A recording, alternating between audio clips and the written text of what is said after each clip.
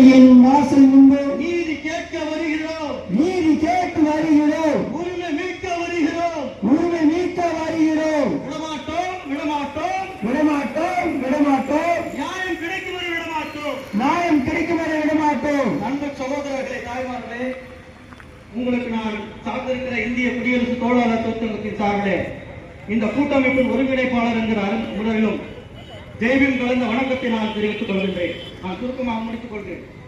இந்த ஆட்சியில் மாண்புமிகு முதலமைச்சர் அவர்கள் கொடுத்த வாக்குறுதியை நிறைவேற்ற காரணத்தால் இன்றைக்கு நாம் இதுவரைக்கும் போராட்டமே நடத்தாத பல சங்கங்கள் இன்றைக்கு ரோட்டுக்கு வந்திருக்கிறோம். இந்த நிலைக்கு இன்றைக்கு உருவாக்கி இருக்கிற மாண்புமிகு தமிழக முதலமைச்சருக்கு கேட்டுக்கொள்கிறோம்.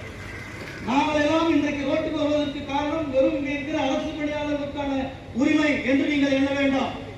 இங்கே காவல்துறை, நீங்கள் நிச்சயம் இதை வீடியோ செய்து கொண்டிருப்பீர்கள், கணக்கெடுத்திருப்பீர்கள், பதிவு செய்து கொண்டிருப்பீர்கள்.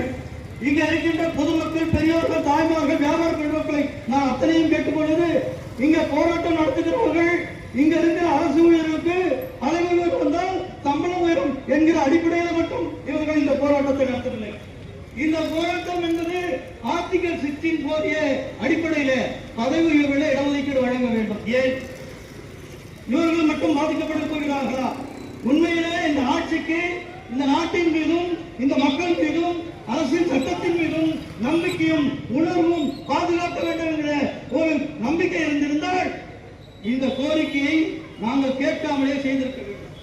ஆனால் இன்றைக்கு பல போராட்டங்களை நடத்தி கடந்த 2